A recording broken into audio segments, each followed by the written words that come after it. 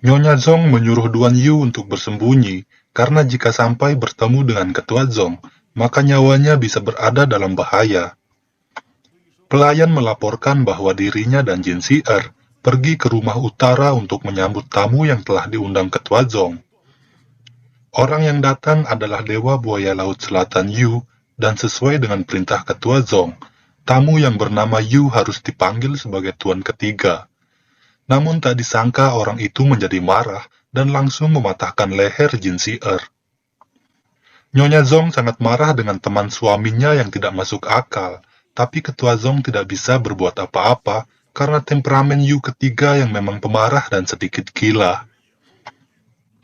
Di dalam ruangan, Duan Yu dengan santai mendengarkan mereka sambil menikmati secangkir teh. Namun sialnya tindakan Ketua Zong yang seperti suami-suami takut istri membuat Duan Yu tidak bisa menahan tawa dan menarik perhatian Ketua Zong. 什么人？你是谁？躲在我夫人房里干什么？ 快把他放开！他是来给咱们报讯的。 Ketua Zong menyangka jika Duan Yu adalah ABG yang ingin menggoda istrinya, namun Nyonya Zong mengatakan bahwa Duan Yu datang untuk melaporkan tentang keadaan Zongling. Duan Yu meminta maaf karena telah menyembunyikan identitasnya dari Nyonya Zong. Dia memberitahu mereka jika dirinya berasal dari negeri Dali dan ayahnya bernama Duan Zhengchun. Kedua pasutri itu sangat terkejut mendengar nama Duan Zhengchun.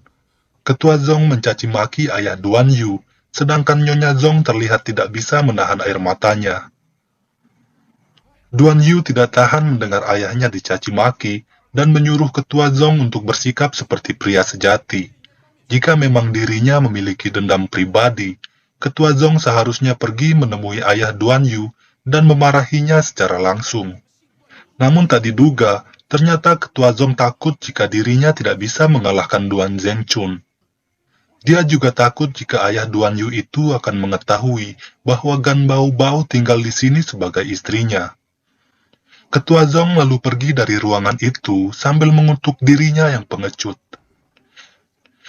Di sekte pengemis, setelah resmi menjadi ketua sekte yang baru, Qiao Feng tidak menjadi sombong dan tetap bersikap rendah hati. Dia tidak segan membantu membimbing mantan rekannya dalam meningkatkan seni bela diri mereka. 我来领教一下，帮主，还有我呢，还来。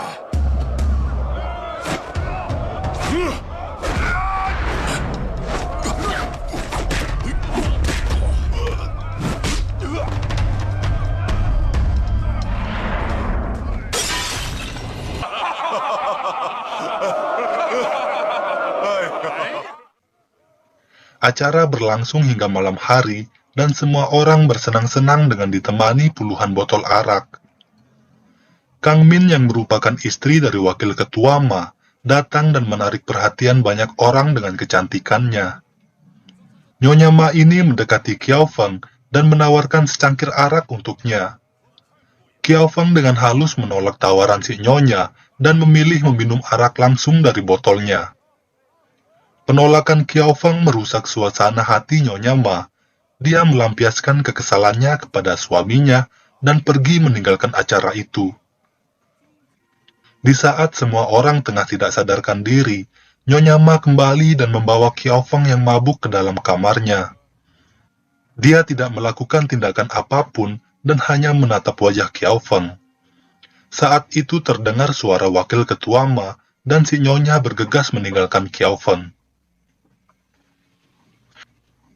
Kembali ke lembah Wanjin, Nyonya Zong mengajak Duan Yu untuk segera menyelamatkan Zongling. Namun saat itu Ketua Zong menghadang mereka dan mengira jika Duan Yu akan mengajak Nyonya Zong untuk pergi menemui Duan Zhengchun. Ketua Zong mencoba menyerang Duan Yu, namun dia tidak menyangka jika Nyonya Zong akan menusuknya dengan pedang. Nyonya Zong tidak bermaksud untuk melukai Ketua Zong dan memarahinya karena tidak menghindar. Ketua Zong mengatakan jika dia lebih baik mati daripada harus ditinggal pergi oleh Nyonya Zong. Tapi itu semua hanyalah kesalahpahaman Ketua Zong saja. Nyonya Zong sebelumnya telah meninggalkan sebuah surat yang mengatakan jika dia akan pergi bersama Duan Yu ke sekte Senong untuk menyelamatkan Zhongling. Nyonya Zhong bahkan bersedia untuk mati jika Ketua Zhong tetap meragukan kesetiaannya. Nyonya Zhong tidak tega meninggalkan suaminya yang terluka dan menyuruh Duan Yu untuk pergi ke sekte Senong sendirian. Dia meninggalkan sebuah pesan untuk Ketua Xikongsuan bahwa Zhongling adalah putri dari Zhong Wanchao, si dewa raja kuda yang dulu menguasai dunia persilatan, sedangkan ibunya adalah Qiao Yaocha Gan Bao Bao. Jika dia berani menyentuh putri mereka, maka sekte Senong pasti akan menyesal. Nyonya Zhong memberikan sebuah kotak untuk diserahkan kepada ayah Duan Yu dan meminta agar membantu menyelamatkan putri mereka. Dia lalu menyuruh Duan Yu menunggu hingga pagi hari, sementara dirinya akan menyiapkan seekor kuda. Keesokan paginya, pelayan suruhan Nyonya Zhong datang dengan membawa seekor kuda hitam. Kuda ini dipinjamkan oleh seorang wanita yang merupakan teman dari Zhongling. Duan Yu kemudian bergegas kembali ke negeri Dali.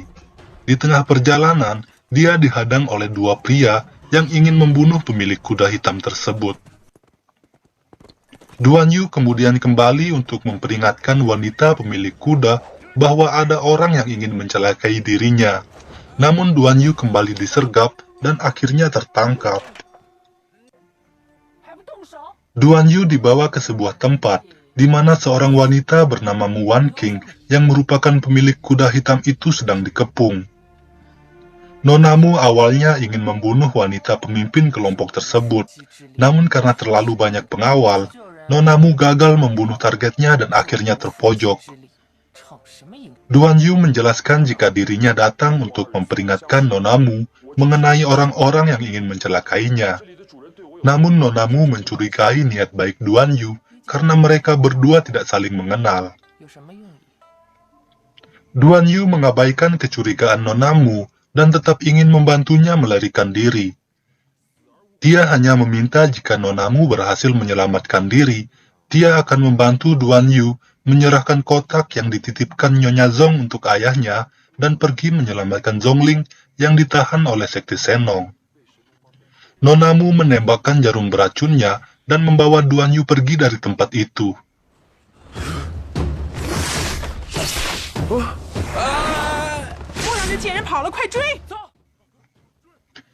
Duan Yu datang ke sebuah warung makan sederhana dan ingin mengisi perutnya yang kelaparan.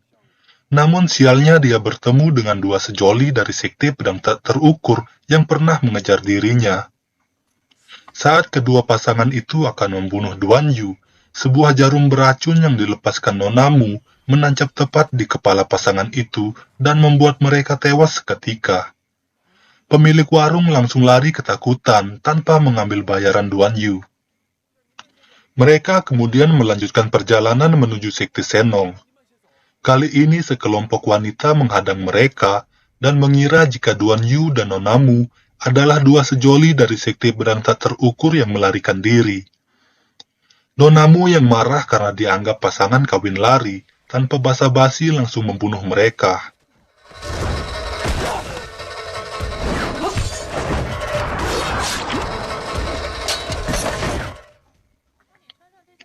Nona Mu menyuruh Duan Yu memakai jubah milik para penyergap untuk menutupi pakaiannya yang sobek. Dia juga ikut memakai jubah tersebut karena terlihat cukup bagus. Di sekte pengemis, Wang Jiantong menemui wakil ketua Ma dan menyerahkan sepucuk surat yang sangat penting yang bisa mempengaruhi dunia persilatan di dataran tengah. Dia merasa kesehatannya semakin memburuk dan meminta bantuan wakil ketua Ma untuk mengawasi Qiao Feng.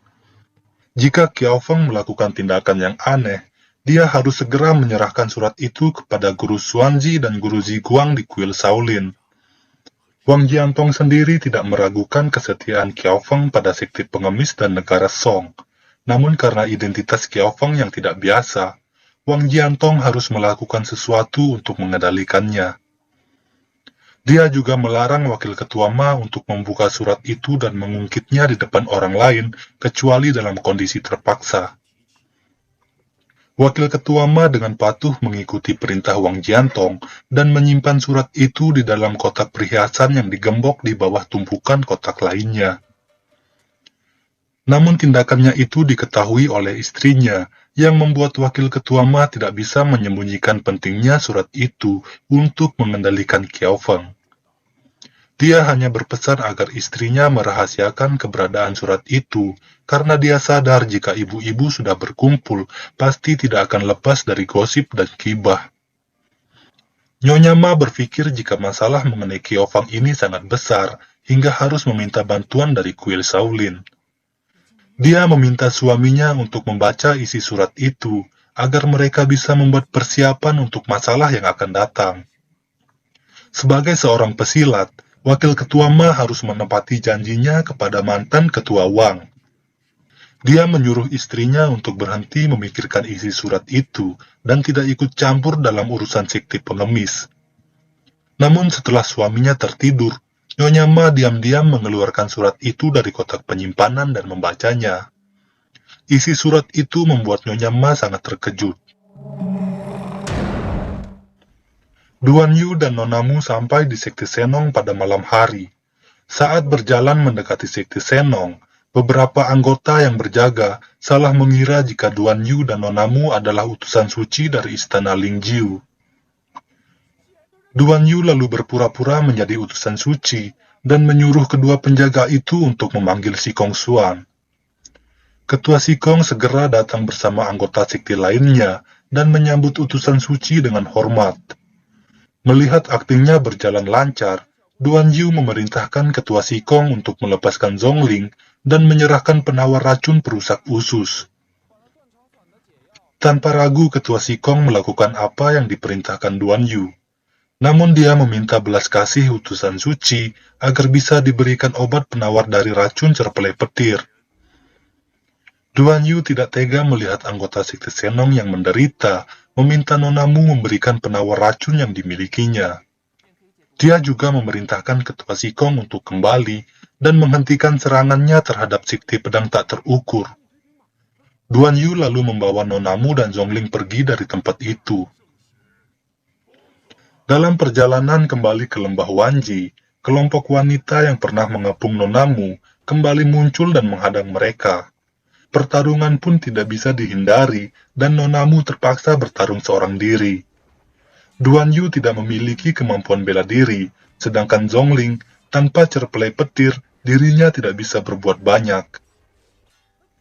Nona Mu menyuruh Zhongling melarikan diri tanpa membawa Duan Yu. Jika tidak, dia akan menembak mata Zhongling dengan jarum beracunnya. Zhongling mengabaikan peringatan Nona Mu dan menyeret Duan Yu pergi dari tempat itu. Meski berhasil membunuh beberapa orang, Nona Mu terlihat kewalahan menahan serangan yang tidak berhenti. Salah satu musuh berhasil melukai lengan kiri Nona Mu yang membuatnya kesakitan dan tidak bisa melanjutkan pertarungan. Dia bermaksud melarikan diri dan memanggil kuda hitam dengan siulannya. Duan Yu yang baru saja kembali membantu Nona Mu melarikan diri dengan menahan wanita pemimpin kelompok tersebut. Nona Mu kemudian meraih tangan Duan Yu dan membawanya pergi dari tempat itu. Nona Mu terus memacu kudanya hingga tiba di sebuah tebing. Dengan ancaman kelompok orang yang masih mengejar di belakang mereka, Nona Mu terpaksa mengorbankan kuda hitam kesayangannya untuk melompati tebing itu. Kelompok pengejar itu tidak berhenti untuk membunuh Nona Mu. Mereka menembakkan anak panah yang berhasil melukai pundaknya. Nona Mu akhirnya pingsan setelah memberitahu Duan Yu tentang obat luka yang dimilikinya. Untuk menaburkan obat itu, Duan Yu terpaksa merobek pakaian Nona Mu dan memperlihatkan kulit punggungnya yang putih dan bersih. Keesokan paginya di sekte pengemis, Qiao Feng bersama tetua lainnya tengah membahas mengenai pasukan Raja Chu yang hampir menerobos perbatasan. Mereka menyesalkan tindakan istana yang mengabaikan informasi yang telah disampaikan Qiao Feng sebelumnya. Untungnya Qiao Feng telah memerintahkan semua anggota sekte pengemis di sekitar perbatasan untuk selalu waspada dan membantu ketua pasukan Han saat dibutuhkan. Prioritas saat ini adalah untuk secepatnya meminta bala bantuan dari pasukan istana dan rekan sesama dunia persilatan. Nonamu akhirnya terbangun setelah melewati kondisi kritisnya. Namun saat mengetahui bahwa Duan Yu telah melihat kulit punggungnya, dia menjadi sangat marah dan ingin menghajar Duan Yu. Gerakannya itu membuat lukanya kambuh, dan dia pun kembali pingsan di pelukan Duan Yu. Situasi di perbatasan telah sampai di kuil Shaolin. Guru Xuanji mengutus Guru Xuanbei untuk memimpin para murid, membantu ketua pasukan Han menahan serangan negara Liao. Suzu meminta Guru Xuanbei agar membawanya membantu pasukan di perbatasan. Meskipun seni bela dirinya masih lemah, dia bisa melakukan pekerjaan lain seperti membawa barang, memotong kayu bakar hingga memasak. Mendengar ucapan Xuanzu itu, para murid tidak bisa lagi menahan tawanya. Guru Xuanbei menegur para murid agar tidak membeda-bedakan sesama manusia. Dia lalu menyuruh mereka untuk melakukan meditasi, merenungkan pelajaran hari ini. Guru Xuanbei melihat ketulusan hati Suzu dan karakternya yang welas asih.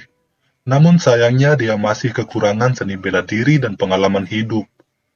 Guru Xuanbei tidak ingin melihat muridnya yang baik hati ini akan mati di medan perang dan menolak permintaan Suzu untuk ikut ke perbatasan.